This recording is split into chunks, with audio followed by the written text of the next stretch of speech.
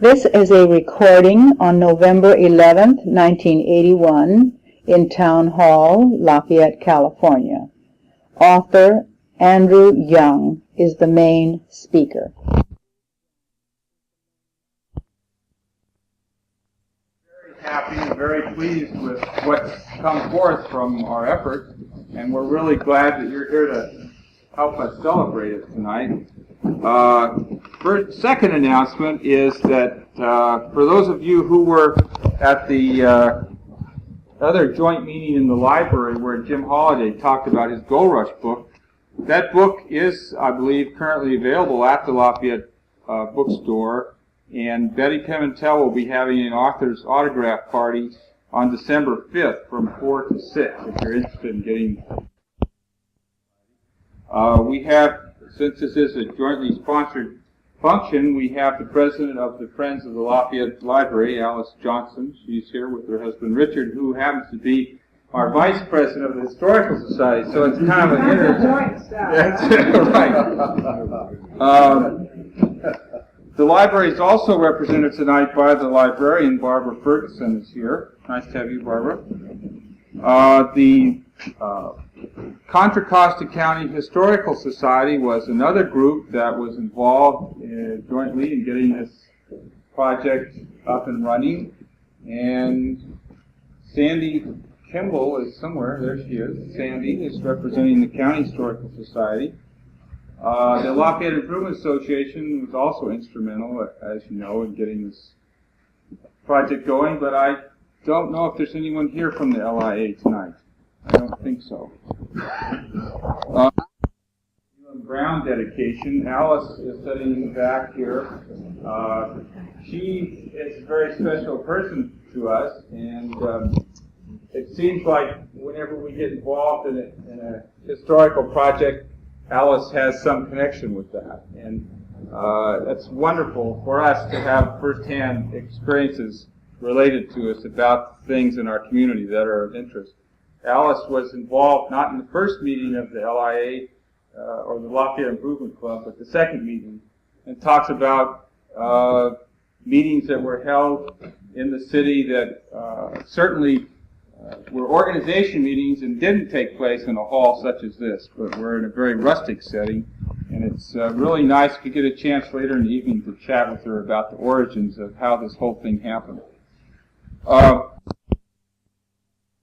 To sign copies of his book and answer any questions that you might have. I would like to introduce Ruth Dyer, who will introduce our speaker tonight. Ruth is a history teacher at Acalanes High School. She's had an active interest in local history for a number of years, and she sort of made the initial effort at chronicling the history of Town Hall. She wrote a pamphlet, I guess you'd say, a Town Hall for Lafayette. We have copies of that available downstairs. To the first lucky 25 buyers of Andrew's book, we'll get a copy of that courtesy of Lafayette Federal Savings and Loan.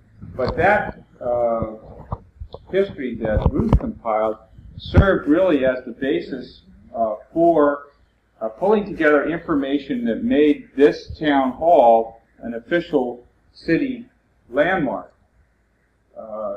That was the information that the Landmark Advisory Board, including myself, used to convince the City Council that this building was of historical importance. Which reminds me that we have another guest this evening that, although she was not on the City Council at the time that this building was dedicated, she is now and represents the city of Lafayette, Levon and her two children. Also, as I mentioned, she's a history teacher at Acalanes High School. She was the original member of the Lafayette Design Project, which when you read...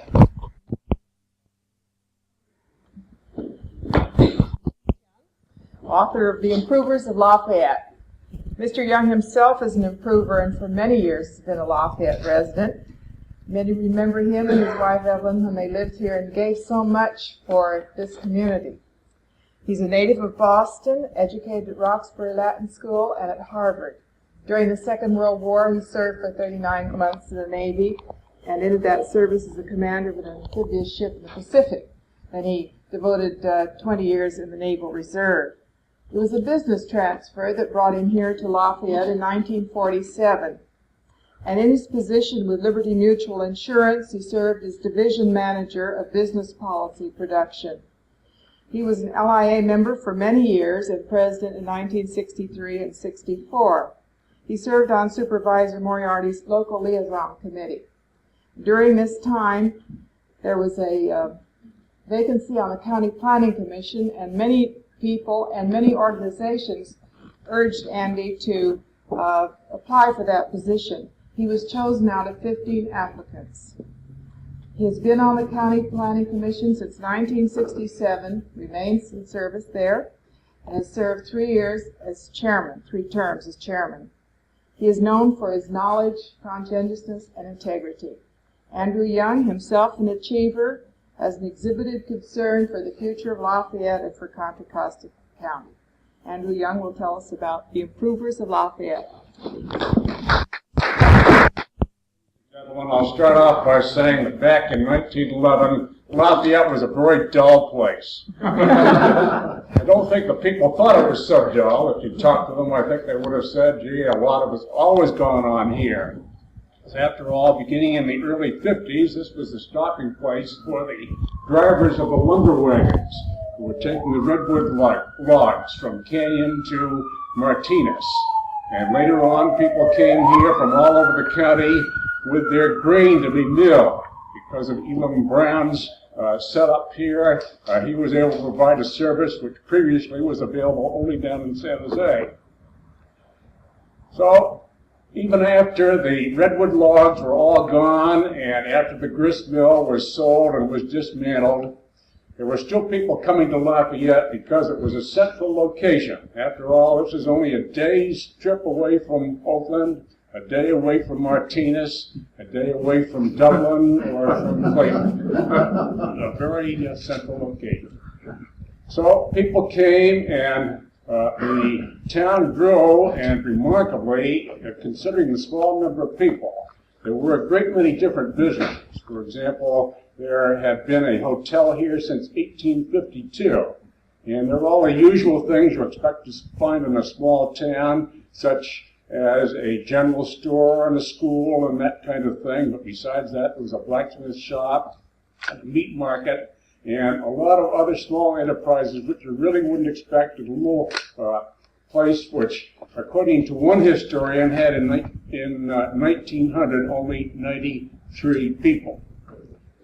Now, when the original founders of the Improvement Association met, they were conscious, I think, of the lack of things to do. It wasn't like today. For example, today, we depend on the radio. There wasn't such a thing as radio. If you had talked about a machine which you'd have in your living room, which would tune you in on happenings which were going on in other parts of the world, people would have thought you were crazy and would have hauled you off to the booby hatch. So really what there was to do was to go to church, go to a funeral perhaps or something like that, and once in a while what they had was a dance, and that was the main form of entertainment, to have a dance which was usually held in one of the barns in the area. So when they decided that they had to form an organization here, they really had 2 things in mind. The original founders of the Lafayette Improvement Association wanted, first of all, a public enterprise which would look at the problems which even then were beginning to develop in the town. And secondly, they thought there should be a place where they could have more social events. So right away they began talking about the town hall. Now, the town hall was a lot more difficult than they thought it was going to be. They were thinking about a building which would cost $450. Well, the building cost a lot more than that.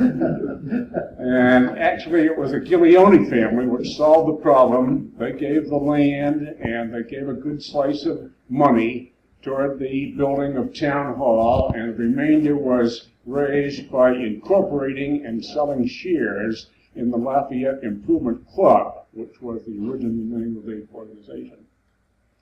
So once they had the building built, it became a center for all kinds of activities. And as we've already heard, Ruth Dyer has written up the activities. I have no intention of going back over everything she's written, but I will mention some of the different groups which have met here in the town hall. The Athletic Club, the Boy Scouts, firefighters, PTA, Women's Club, Garden Club. There was a church here for a while, a nursery school, and of course there have been lots of play groups. And it is gratifying to see that that's the use now being built, now being made of the property. The Dramateurs are well respected throughout the Bay Area and even farther away as a great play producing group. And of course the Lafrantics is a fun group which everyone enjoys in the summer.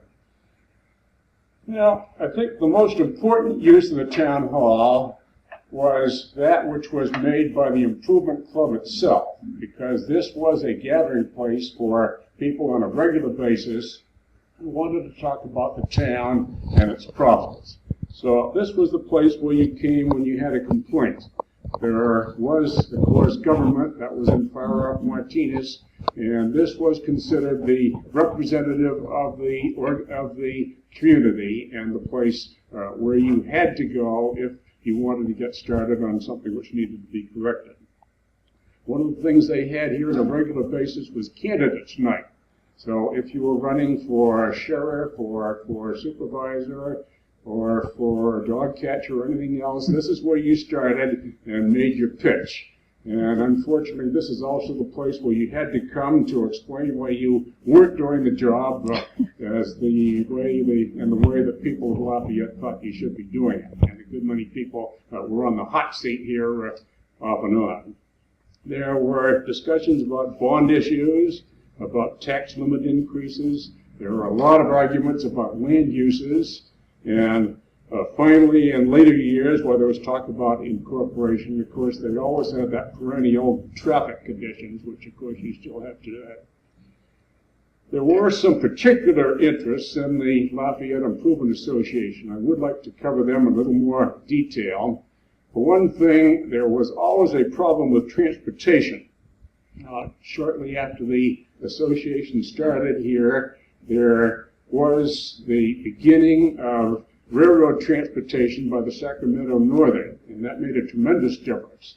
But that was primarily a people carrier, and the people here were farmers, and what they had to do was to get their animals and their produce to market, and in those days it wasn't too easy.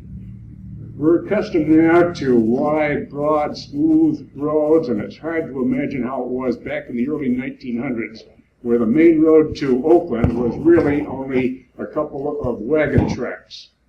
And this road followed the contours of the land. That is, it went up and down and around and through the little gullies.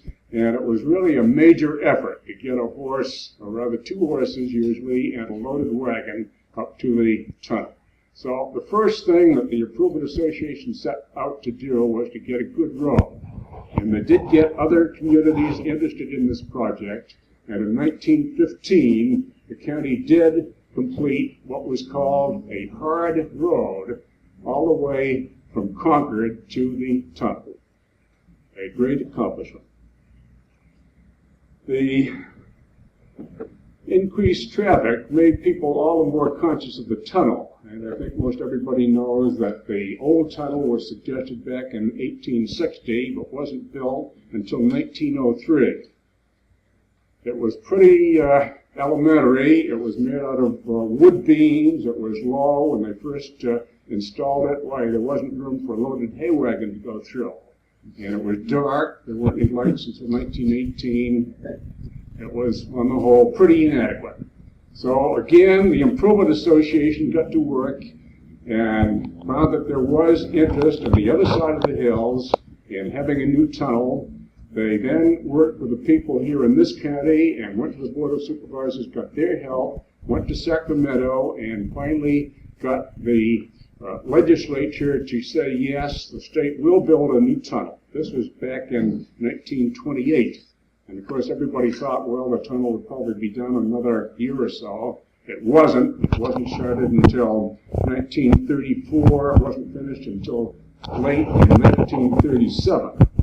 At the time it was opened, everybody recognized it as being a wonderful improvement, and the Improvement Association received a lot of credit, although, of course, not exclusive credit for the fact that there was such a fine additional facility.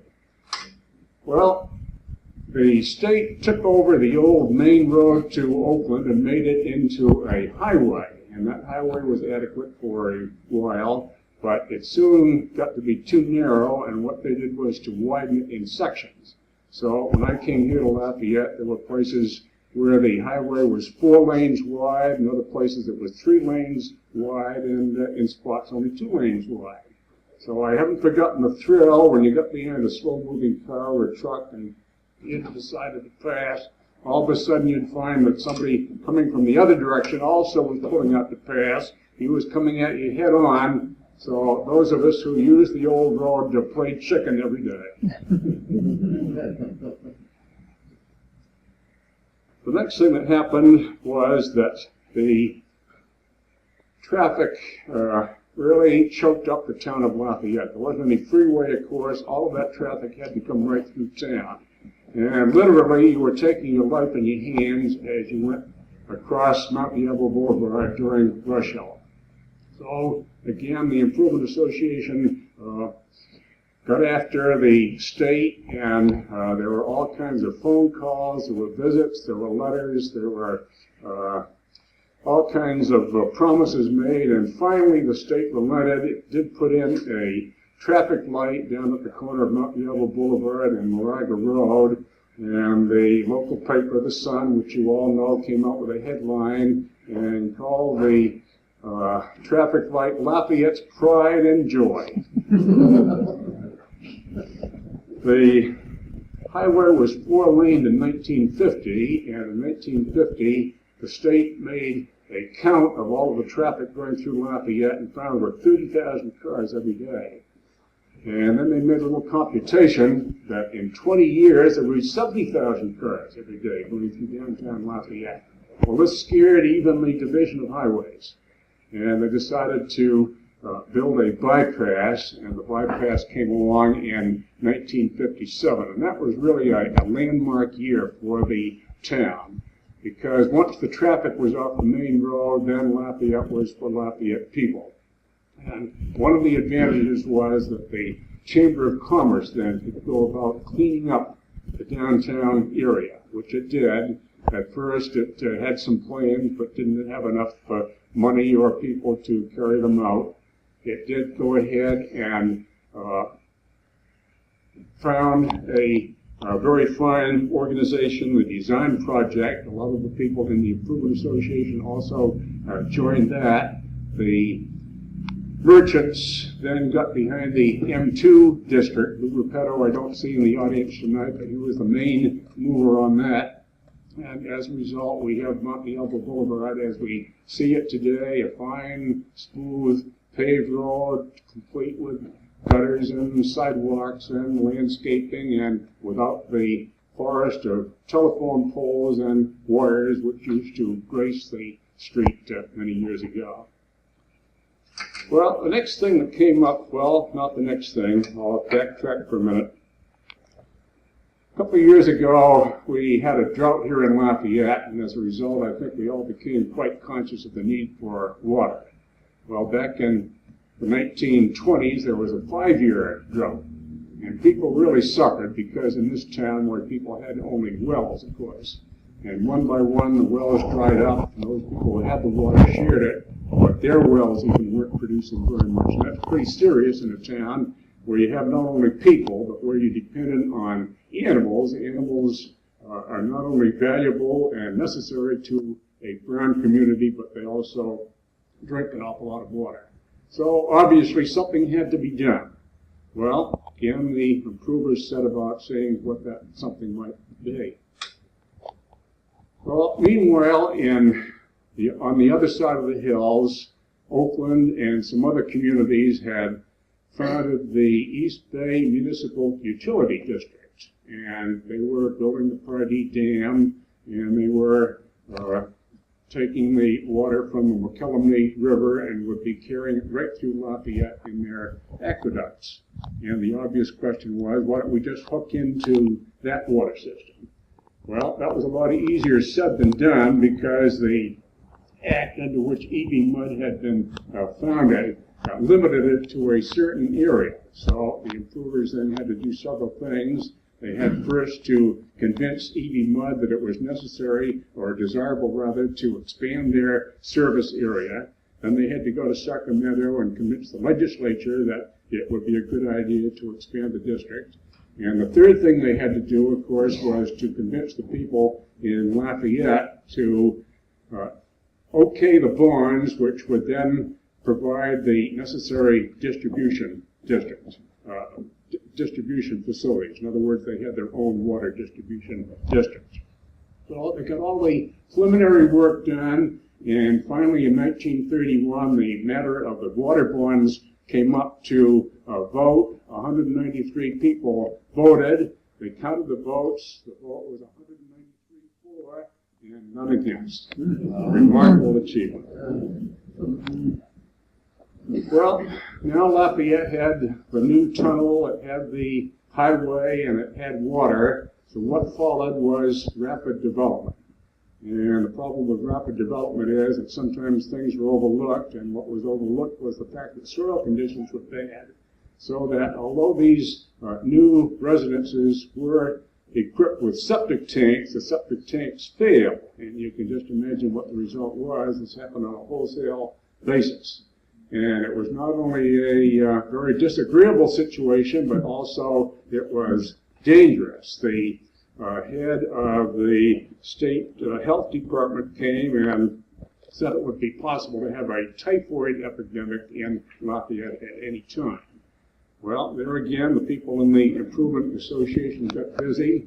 They got other communities interested and went to the Board of Supervisors and got permission to go ahead and form a district. And in 1945, they had a vote as to whether or not they would have a sanitary district. But unfortunately, that vote was against. Well, what to do?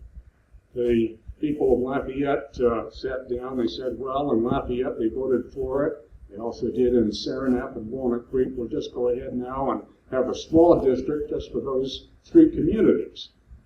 But meanwhile, they were working on this project, and other people in the other communities all decided, well, we perhaps made a mistake, so they asked to be included in. And when the vote was counted in 1947 for the enlarged sanitary district, this time it passed. And that's how come we do have Central Sand, and as you know, it serves not only Lafayette, but Orinda and Moraga and Walnut Creek and San Ramon Valley and all the way Diablo Valley and even Concord and Clayton. So it has turned into a tremendous benefit for a very large area.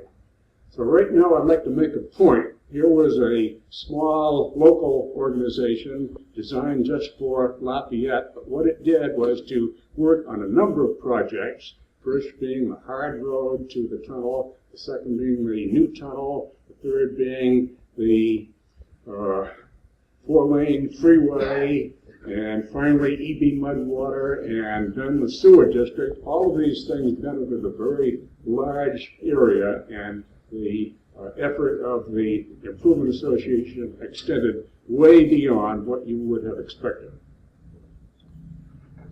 Now, the Improvement Association had a lot of different interests, and I'll just mention some of them because there were so many. They were always boosters of the Boy Scouts, and I think there was a little male chauvinism there. I didn't find any mention of the Girl Scouts. They always were very active in promoting the school expansion, which was always behind time. And Bill Ellis told me that whenever they got into trouble in the school district, the first place they went to was the Lafayette Improvement Association, because at that time there really wasn't any other organization which could help. Another thing was the post office and its service, which required a little attention. As perhaps everybody knows, the Improvement Association did supply the housing for the post office and the library and the telephone central for a number of years. And when it was necessary to push the library out, there were a lot of hard feelings, but they got through that when they did help to form the Library Association. As a matter of fact, the first president of the Lafayette Library Association was the immediate past president of the Improvement Association. And beyond that, the association was instrumental in getting legislation which made it possible for a community to have an improvement district. And as you know, why the area LIB1 was the first district in the state to build a library under this new law. There was a lot of interest in phone service. One night here in this hall, they had 9 officials from Pacific Telephone on the grill trying to explain why Lafayette wasn't getting adequate phone service. There was interest in fire protection for many years. This was the only organization which even looked at the budget for the fire department. They were interested in liquor licenses, interested in the railroad. Bus service was always a problem. They made a real mistake.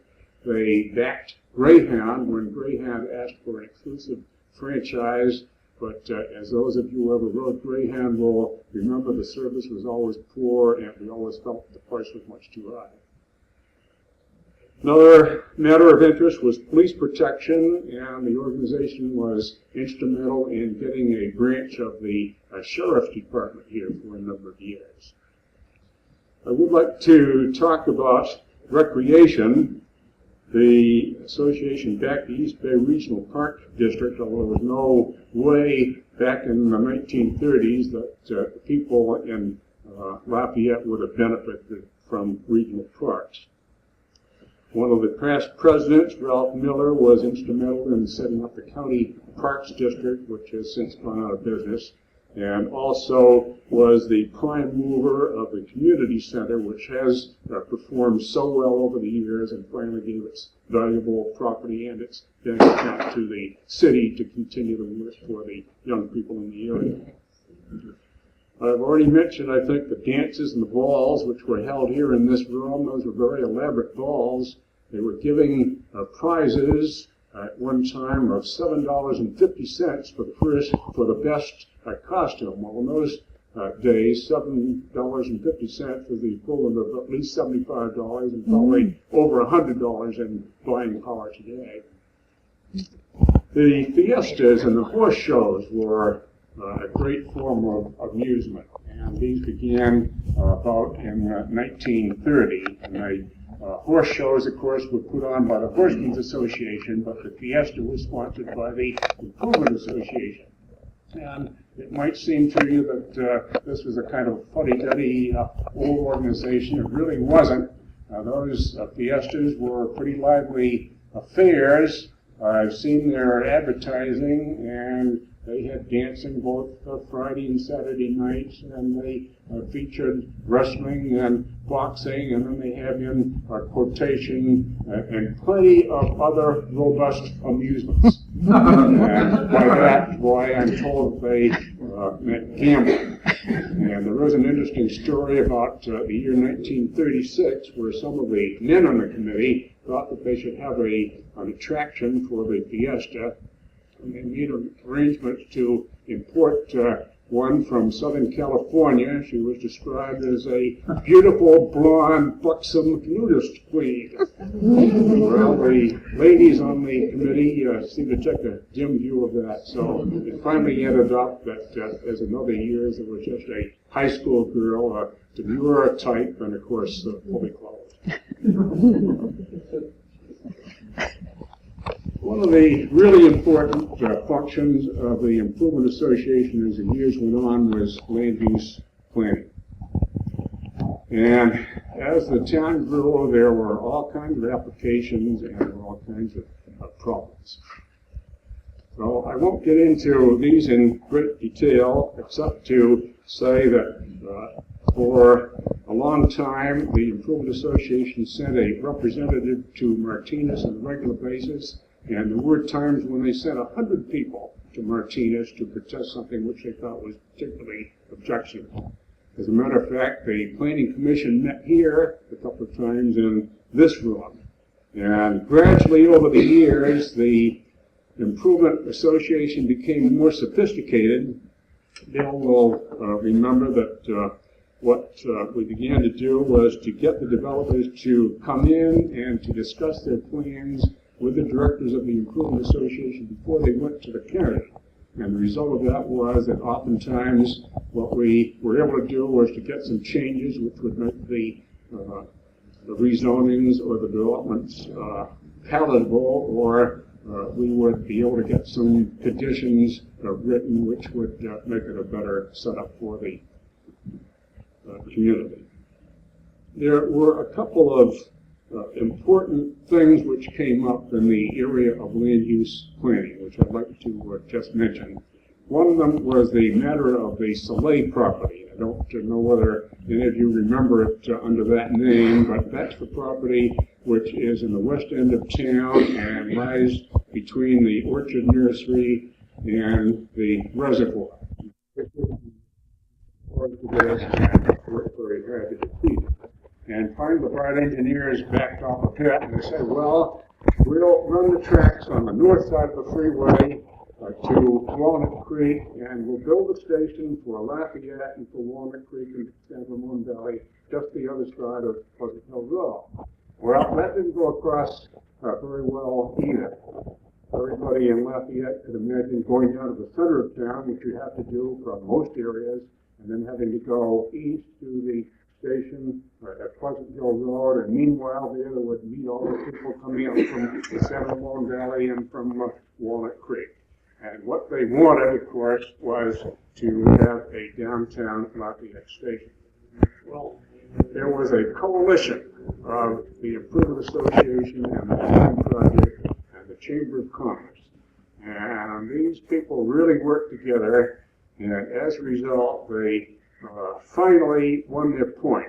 The BART engineers gave in. They said, well, if the Division of Highways will agree to having off-ramps from the freeway in the middle of Lafayette, we will do what you want to do, that is put the tracks in the median strip, and we'll give you a station in downtown Lafayette. So when you look at it today, if you think the BART tracks are in the right place and the station's in the right place, well, part of the credit anyway should go to the Lafayette Improvement Association. One other thing I should mention is incorporation, because that was mentioned here in this hall for the first time at a meeting of the Improvement Association back in 1927.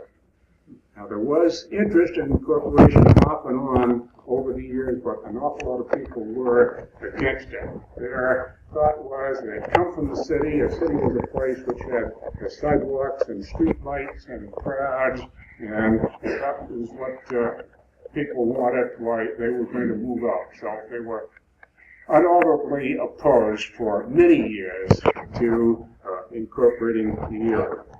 There was a study in 1946 which said that it was feasible to incorporate. There was another study in 1953 by graduate students at the University of California. Then in 1954, Happy Valley decided it wanted to incorporate and got pretty close to it. In 1963, the downtown property owners got together. They were going to have a strip city right along Mount Diablo Boulevard, but they backed off before it came to a vote.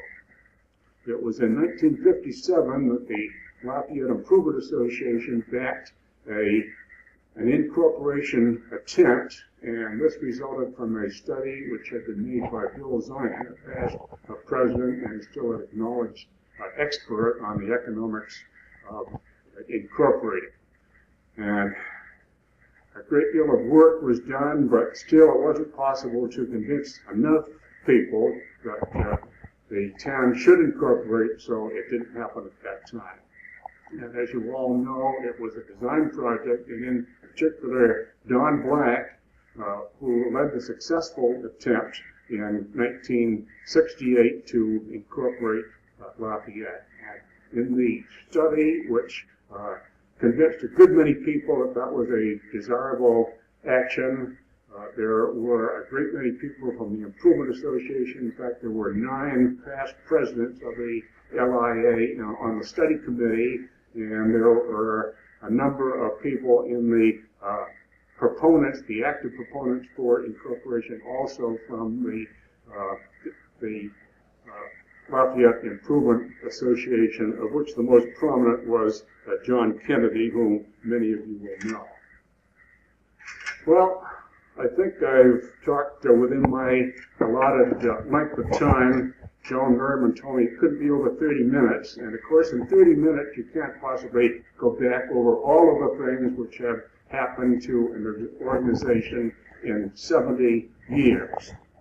So even in writing a book, all you can do is to write a few lines or maybe a few paragraphs on some of these projects which the Improvement Association worked on for many weeks and months and even years. So what I've given you is just a brief overview. And as you look around town today, or at least when I look around town, I see a city that's well run, it's attractive, and I know that it's because a lot of people in Lafayette are interested and they're devoting their time to the city on a volunteer basis, and you have a good city administration.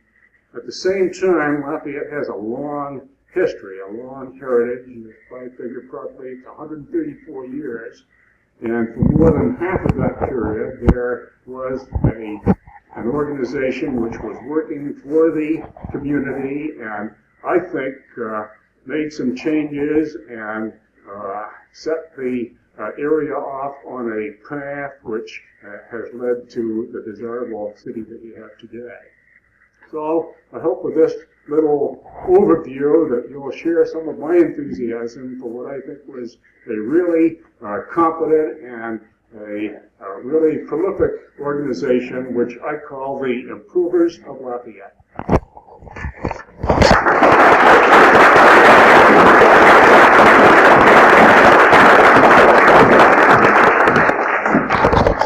Thank you very much, Andrew. That was very interesting, and I think as you get into this book and as you go through Lafayette, you'll see that we're fighting many of the same battles today that are mentioned in Andrew's book and that were fought by the LIA. Mount Diablo Boulevard is still in the process of being beautified, 34 years after it got started. The problems have not gone away, they're still there. And I think we're so fortunate as a community to have a record now of the early battles that were fought and the early people that were instrumental in making Lafayette what it is today. What we'd like to do is go downstairs and have all of you and all of us together join Andrew in celebrating the marvelous accomplishment that this book represents. Again, thank you very much for coming, and we'll see you downstairs.